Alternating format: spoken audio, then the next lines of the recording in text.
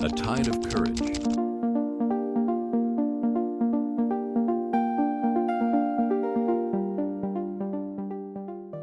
In the small town of Millville, Ohio, in the autumn of 1940, 18-year-old Tommy Harper stood at the edge of his family's cornfield, the golden stalks swaying under a crisp October breeze. The world felt heavy, heavier than the rusted pitchfork in his hands. War was brewing across the ocean. Europe was already engulfed in conflict, and whispers of America's involvement grew louder each day.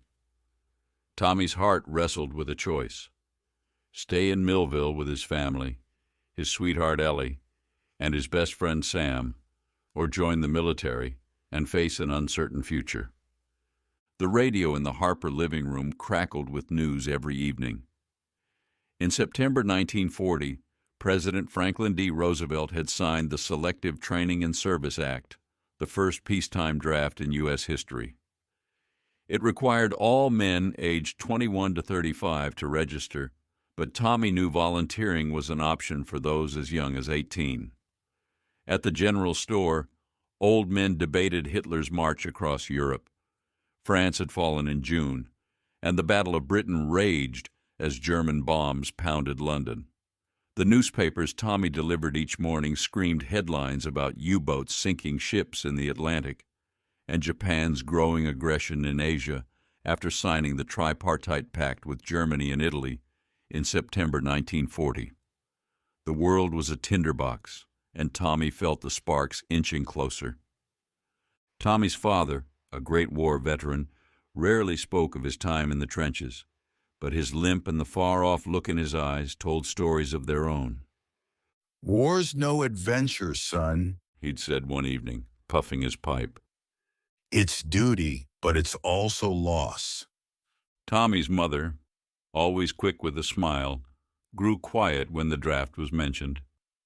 She'd lost her brother in 1918 to the Spanish flu, which swept through military camps like wildfire, killing nearly 50 million worldwide. Tommy saw her fear, though she never voiced it. Ellie, Tommy's girlfriend since sophomore year, was his anchor. With her auburn hair and freckled cheeks, she dreamed of teaching school and begged Tommy to stay. "We could build a life here," she'd said one evening by the creek, her voice trembling. "You don't have to go." Tommy loved her fiercely, but the thought of staying safe while others fought gnawed at him. His best friend Sam was different. Eager for action, he talked endlessly about enlisting to fly planes like the heroes in newsreels. "We'd be legends, Tommy," Sam grinned, tossing a baseball in the air. But Tommy wasn't so sure. Legends often didn't come home. At school, Tommy's history teacher, Mr. Grayson, taught lessons laced with the era's tension. He explained how the U.S. had tried to stay neutral, passing the Neutrality Acts in the 1930s to avoid entanglement in foreign wars. Yet, by 1940, America was inching closer to conflict, sending aid to Britain and China through the Lend-Lease Act, which Congress would pass in March 1941. Tommy absorbed these facts, feeling the weight of a world pulling him toward a decision. His classmates buzzed with opinions. Some called the war Europe's problem. Others saw it as a fight for freedom. Tommy felt torn, his future a fog of duty and fear. Nights were the hardest. Lying in his attic bedroom, Tommy stared at the ceiling, imagining himself in a uniform, then picturing Ellie's tear-streaked face. He thought of his younger sister, Clara, only 12, who idolized him. If he left, who'd teach her to ride the old mare or help with her arithmetic? His parents relied on him for the farm, especially with his father's bad leg. But the radio kept blaring warnings. Japan's invasion of Manchuria in 1931, its brutal campaign in China, the sinking of the USS Panay in 1937 by Japanese planes. The world was unraveling, and Tommy wondered if staying home was cowardice. By November 1941, The tension in Millville mirrored the nation's. The U.S. had frozen Japanese assets and imposed an oil embargo, crippling Japan's war machine. Tommy read about it in the papers, how Japan relied on American oil for 80% of its supply. Talks between the U.S. and Japan were faltering, and rumors of war spread like wildfire. At the county fair, recruiters in crisp uniforms handed out flyers, their smiles promising glory. Sam signed up on the spot, his eyes gleaming. Come on, Tommy, let's do this together, he urged. Tommy hesitated, his heart caught between loyalty to Sam and his promises to Ellie. Ellie sensed his turmoil. One chilly evening, they walked to the town's edge, where the stars glittered above the silent fields. If you go, I'll wait for you, she said, her voice steady but her eyes wet. But I'm scared, Tommy. What if you don't come back? He held her close, promising he'd stay safe. But the words felt hollow. He thought of the draft lottery, how it might force his hand if he didn't choose soon. Nearly 1.8 million men had registered by late 1940, and Tommy knew his turn could come. On December 7th, 1941, everything changed. Tommy was at the diner with Sam when the radio interrupted with a frantic broadcast. Japanese planes had attacked Pearl Harbor, Hawaii at 7:55 a.m. local time. The news stunned the room into silence. Over 2,400 Americans were killed, 1,200 wounded, and 8 battleships were damaged or sunk, including the USS Arizona, which went down with 1,177 men. The Pacific Fleet was crippled, and America's isolation was shattered. Tommy's stomach churned as the diner erupted in gasps and curses. Sam slammed his fist on the counter. "That's it. I'm going now." Tommy felt the world shift beneath him. That night, Millville buzzed with fear and fury. Families gathered around radios, listening to reports of the attack. Japan had struck without a formal declaration of war, a betrayal that ignited national outrage. President Roosevelt would address Congress the next day, calling December 7th a date which will live in infamy. By December 11th, Germany and Italy declared war on the U.S., and America was fully in the fight. Tommy sat with his family, Clara clinging to his arm. His father looked at him, eyes heavy. You're a man now, Tommy. You'll know what's right.